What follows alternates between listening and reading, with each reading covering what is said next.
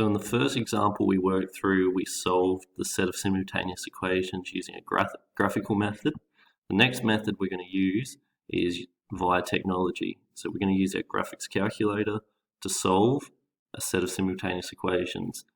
It's really important that you're bringing your graphics calculator to each class. So one, you might be able to check your solutions to other questions, or two, sometimes if it doesn't specify that you need to use a certain method, you might be able to save some time by using your calculator to solve these types of equations.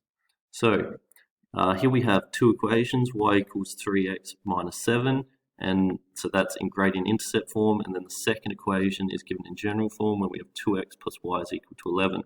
Now on the main menu of your calculator, if you come down to the graphing component, basically you can see that we've got the option to input some different equations. Now, we have to input the equation in gradient intercept form. So this is saying y is equal to, so for my first equation it's fine, I can just write 3.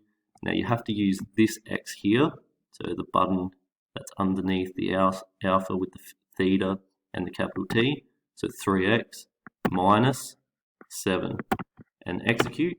Now if I was to click draw, that will draw that line for me. Now if I click exit, it brings me back to my menu.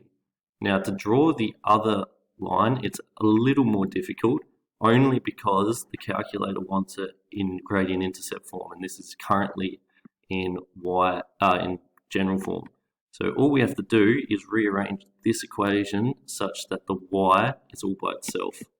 So if I just come over to my ladybug, we know that to rearrange this, to get rid of this 2x from the left-hand side of my equation, so I'll just call this equation 1 and this equation 2, rearranging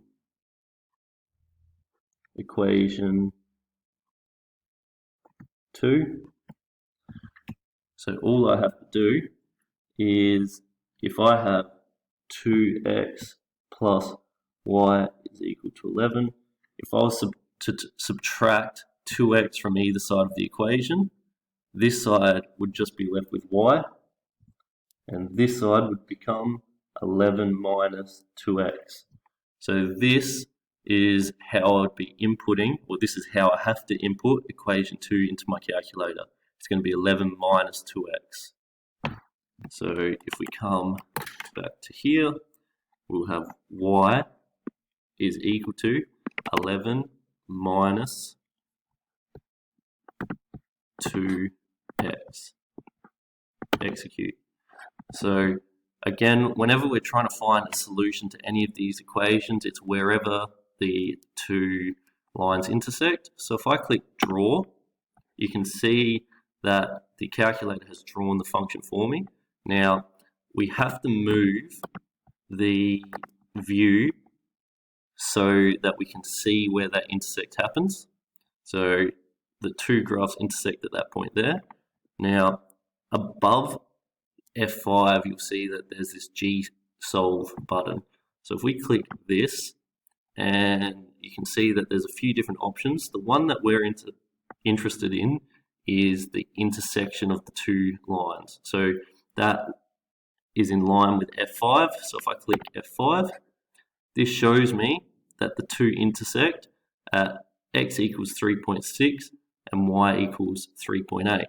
So basically the solution to that set of equations is x is equal to 3.6 and y is equal to 3.8.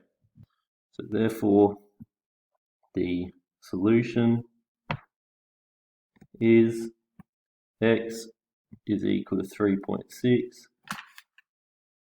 y is equal to 3.8. So you can see that via that method we can solve a set of simultaneous equations pretty quick and easily without having to graph the two lines ourselves.